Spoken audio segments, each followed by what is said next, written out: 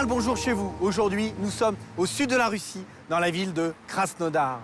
C'est l'une des villes qui a connu la plus grande croissance du pays. Elle compte aujourd'hui presque 1 million d'habitants. Elle est surtout la capitale administrative du kraï de Krasnodar, située sur le fleuve de Kuban qui donne le nom à sa région, historique et géographique. À partir du XVIIIe siècle, cette région a été peuplée par les Cosaques, un groupe social organisé militairement qui gardait les frontières sud de l'Empire russe. Ils avaient leurs propres traditions, leur mode de vie et leur folklore. Cependant, après la révolution de 1917, les Cosaques ont perdu leur particularisme et la plupart de leurs traditions ont également disparu. Mais depuis la chute de l'Union soviétique, des communautés de Cosaques commencent à renaître. Un regain d'intérêt pour les traditions commence à se manifester non seulement auprès des locaux, mais aussi auprès des gens d'autres continents, comme notre invité d'aujourd'hui.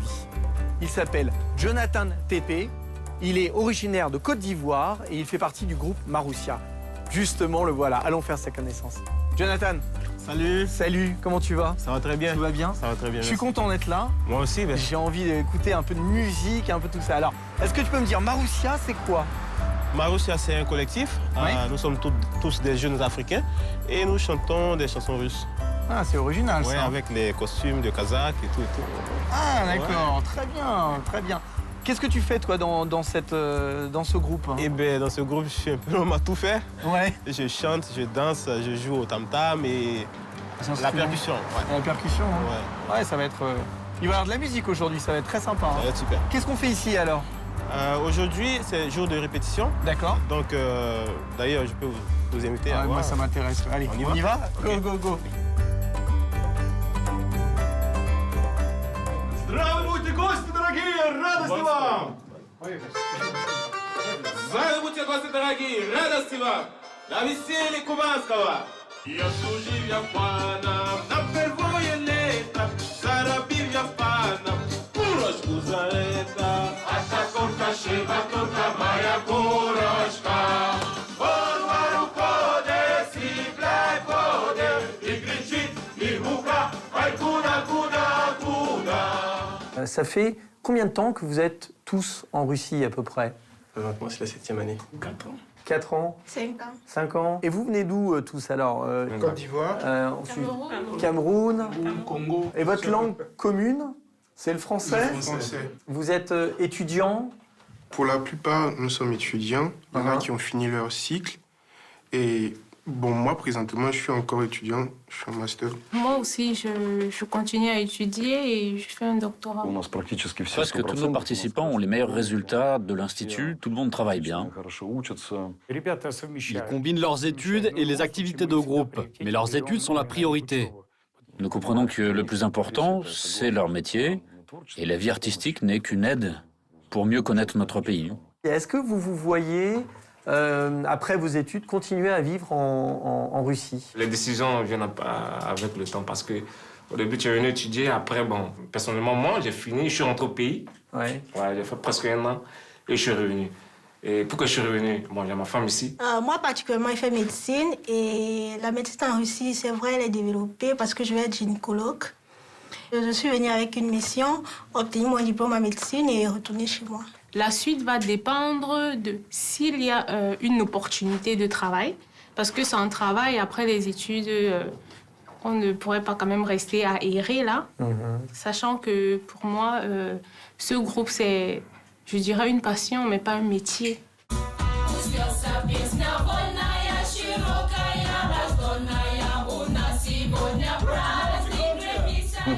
Tout a commencé il y a 10 ans. On était en route pour assister à un événement culturel avec un de nos amis, un étudiant africain de notre université à Krasnodar.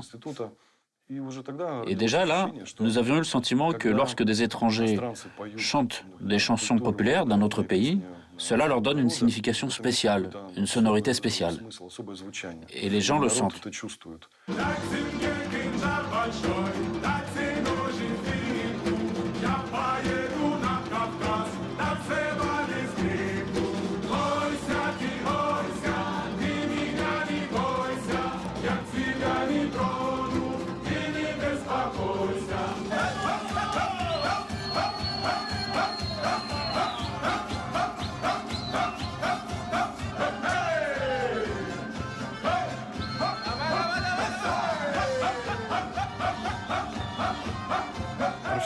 On n'a pas de chanteur professionnel.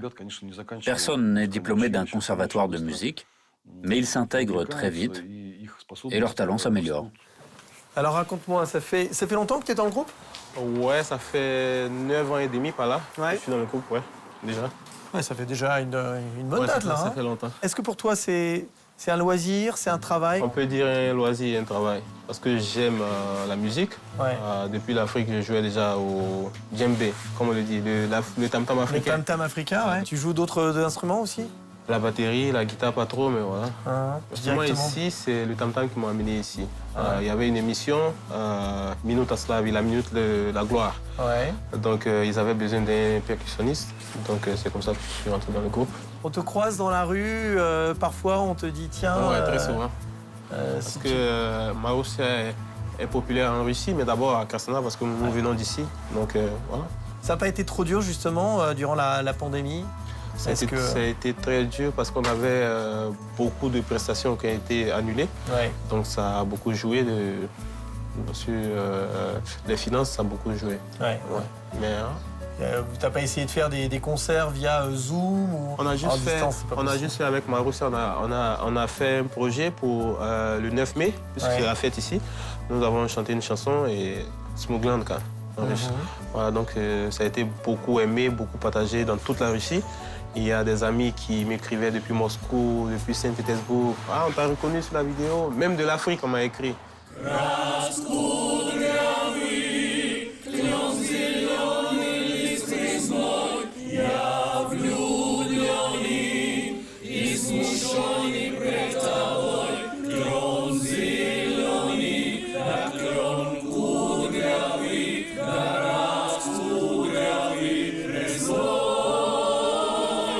Et comment ça se passe? Je crois que tu es marié ici.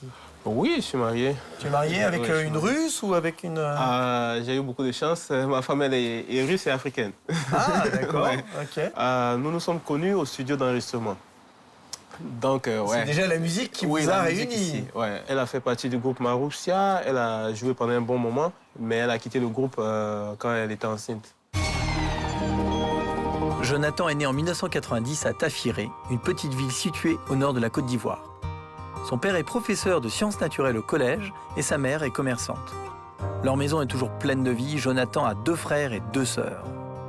Après avoir obtenu son bac, Jonathan déménage à Yamoussoukro, la capitale du pays, pour poursuivre ses études. Il entre à l'Institut national polytechnique, l'une des meilleures universités ivoiriennes, à l'école supérieure des travaux publics. Après 2 ans d'études, Jonathan obtient par concours avec 5 autres étudiants ivoiriens une bourse du ministère russe des Affaires étrangères.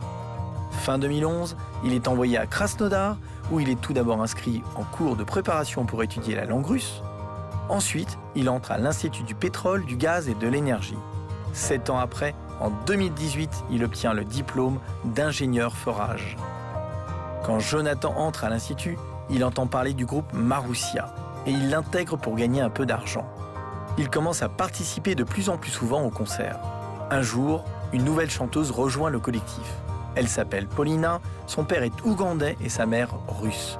Grâce à sa belle voix qu'elle doit à une éducation musicale poussée, elle devient membre permanent du groupe Maroussia. Jonathan tombe amoureux d'elle et 3 ans plus tard, ils se marient. Au cours des années suivantes, ils ont 2 enfants, Justina et Rochelle. L'année dernière, Paulina quitte Maroussia et s'engage dans un autre ensemble musical, le groupe Monte Carlo. Ça a été difficile pour toi d'apprendre le russe? Oui, bien sûr. La langue russe, c'est une russe qui n'est pas comme les autres. Nous arrivons ici, il y a une faculté de langue où les étrangers apprennent le russe pendant 1 année. Mais moi, je suis arrivé en retard, donc j'ai eu juste 6 mois pour apprendre la langue russe. Donc ça a été très accéléré, très compliqué. Tu parlais avec déjà des Russes? Je parlais, mais on me disait tout le temps « Hein? Qu'est-ce que tu as dit ?» Ouais, donc c'était un peu comme ça, quoi. Parle-moi un petit peu aussi des relations avec les Russes. C'est une autre mentalité, la manière dont ils travaillent, de la manière dont ils réfléchissent, c'est différent, c'est différent. L'Africain est très chaud. On bouge beaucoup, ouais. Ici, c'est un peu... C'est un peu plus calme? Calme, ouais. Mais ils aiment bien un petit peu aussi le folklore, non, j'imagine? Oui, ils aiment bien le folklore. Pour l'histoire, nous avons aussi, avec des amis, un groupe de chant et de danse africaine. Ça, les Russes aiment beaucoup? Très. parlons un petit peu du climat, parce qu'on est au sud de la Russie, donc c'est un petit peu plus chaud. Ça t'a sauvé un petit peu, ça? Un petit peu. Parce que l'histoire, c'est qu'à Krasnodar, quand il fait chaud, il fait très chaud. Même plus chaud qu'en Côte d'Ivoire. Ah ouais? Mais quand il y a le froid, il fait très, très, très, très froid. C'est vraiment c'est l'extrême, quoi. Ouais. Hein. Très chaud, très froid. En Russie, c'est la première fois que tu avais vu la neige? Oui, oui. On a même goûté un peu. Hein. Ouais, on fait tout ça. Vous avez un petit appartement que vous avez acheté, c'est ça? Oui, nous avons pris un petit appartement. C'est ça l'avantage aussi en Russie. Bon, pas dans toute la Russie, à Krasnodar, c'est pas trop cher. Donc on peut se permettre de prendre quelque chose et puis voilà, quoi. D'accord. Et donc là, aujourd'hui, ta femme et tes enfants sont là-bas aujourd'hui? Oui, à la maison. Ouais. Ben, on y va. Allez, go. Super.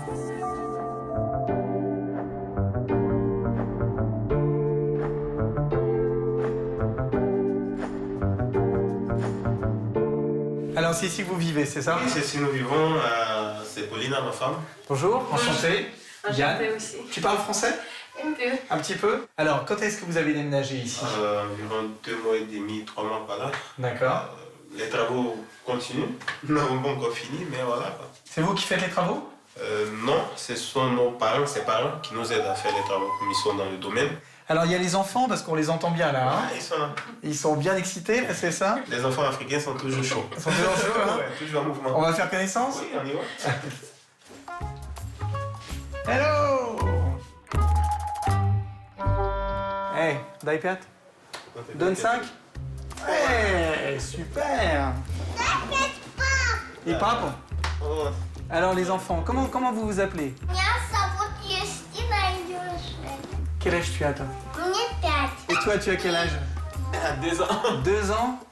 Alors comment ça se passe? Vous parlez en français? Tu parles en français avec elle? Oui, j'essaie de parler en français, mais c'est difficile parce que tout autour en russe, à l'école en russe. Mais là, j'essaie de mettre les dessins animés en français et j'essaie maintenant de parler juste en français avec eux, qu'ils puissent s'habituer.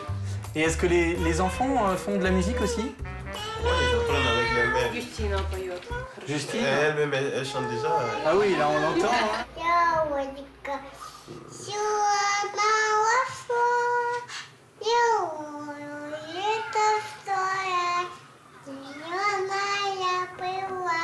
Ouais, bravo! Ça, c'est une chanson russe très connue, ça. Hein. Alors, qui va à l'école déjà ici? La plus grande. La plus grande, elle va à l'école? Ты остаешься с маленькой? Младший, да.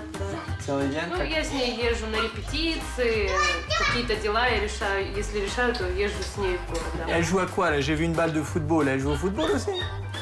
Ça vient. Et qu'est-ce qu'il y a d'autre comme jeu?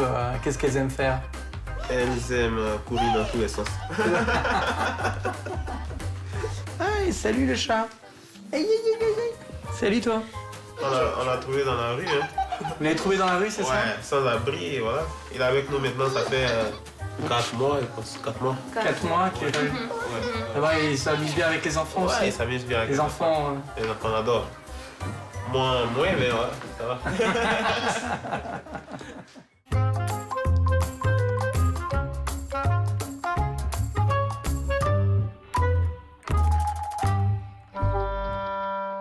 La crise, la pandémie, comment vous l'avez vécue?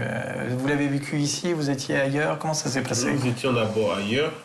C'est pendant la crise qu'on a acheté notre nouvelle voiture. C'est pendant la crise qu'on a eu cette nouvelle maison. J'ai fait d'autres métiers. Comme j'avais une voiture, j'étais obligé d'aller faire du taxi. Мне пришлось выйти на работу. Работала продавцом в магазине. Et aujourd'hui, c'est passé, ça y est, c'est revenu comme avant? Il y a beaucoup de conseils qui sont annulés jusqu'à présent, donc je travaille beaucoup. J'ai pratiquement pas de jours de repos. Je travaille chaque jour, minimum entre 12 et 16 heures la journée. Et toi, Pauline, tu as souvent des concerts aussi? Ну, у меня концерты сейчас примерно 4 раза в месяц. Les Africains ici sur place, vous avez une grande communauté. Vous côtoyez que les Ivoiriens, vous voyez les Camerounais, vous voyez un petit peu tout le monde. Comment ça se passe? Non, on côtoie tout le monde. Nous sommes très bien organisés. Nous avons un président de tous les Africains. au niveau de la Russie. Ouais. Et nous avons au niveau des étudiants une organisation des Ivoiriens qui étudient en Russie. Au niveau de la communauté africaine, nous sommes tous ensemble. Mais il y a toujours des problèmes pendant les réunions parce qu'il y a plus de francophones que d'anglophones. Donc on arrive et puis on commence à parler en français et les anglophones ils commencent à nous dire russe. Moi je n'ai pas jamais ça. Il faut parler en russe. Un grand merci, j'ai passé un excellent moment. Merci à vous. Aujourd'hui, nous accompagnons Maroussia à 200 km de Krasnodar. La route va être longue, mais sûrement pas ennuyeuse.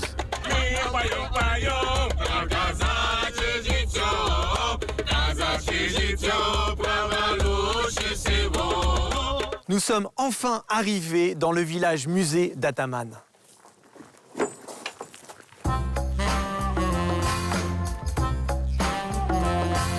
C'est la reproduction de la vie quotidienne des Cosaques du Koubagne. Ce lieu n'a pas été choisi par hasard. Il existait autrefois une forteresse turque qui a été conquise par les Cosaques sous le règne de Catherine II, qui leur a donné ces terres.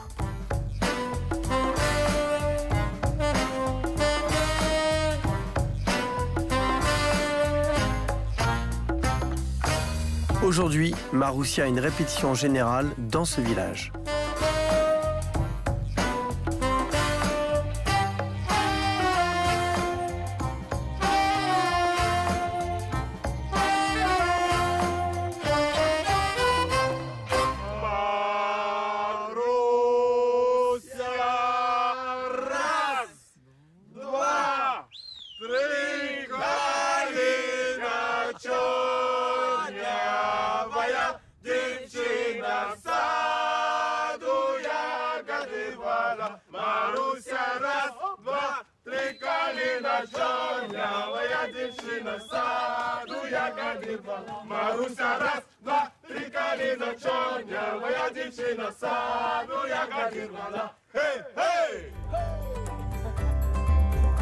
Fatigués mais satisfaits du travail bien fait, nos chanteurs rejoignent Krasnodar pour reprendre des forces. Il reste à l'équipe Maroussia encore beaucoup de prestations aux quatre coins du pays et des moments de plaisir musicaux à partager. Je voudrais te demander, est-ce que ta patrie te manque? Oui. Qu'est-ce qui te manque le plus? La famille et la bouffe. Ouais, beaucoup. Ouais. Des choses spécifiques? Le cube magie de Côte d'Ivoire. Ouais. Je l'ai toujours, mais il est fini. Ouais. Qu'est-ce que tu as appris en Russie? La Russie m'a donné une famille, l'éducation, une culture, la compréhension de comment vivent les autres peuples, pas seulement les Russes, parce que j'ai étudié avec beaucoup de nationalités. Est-ce que tu peux me donner un fait marquant qui t'est arrivé en Russie? Oh, il y en a beaucoup. C'était de monter sur la scène de la Minute de la Gloire. C'est des choses inexplicables. C'est-à-dire, je n'aurais jamais pu penser que je pourrais arriver à un tel niveau. Et aussi à la naissance des enfants. Le folklore cosaque ou le folklore de Côte d'Ivoire? Le folklore de Côte d'Ivoire. De Côte d'Ivoire? Ouais. Pourquoi? Parce qu'à la base, je suis percussionniste et j'aime jouer au tam-tam africain. Ouais. Et ça me manque grave. Le tam-tam africain ou le tambour du Caucase? Maintenant, tambour du Caucase. Maintenant, là, parce que j'essaie de me perfectionner. Mais toujours tam-tam africain. Donc c'est d'accord. Toujours avec moi, il est à côté de mon lit, il est presque tout le temps là. Écoute, je te remercie vraiment très profondément. J'ai passé un moment extraordinaire. C'est moi qui vous remercie. Ouais, merci. Merci bien, merci.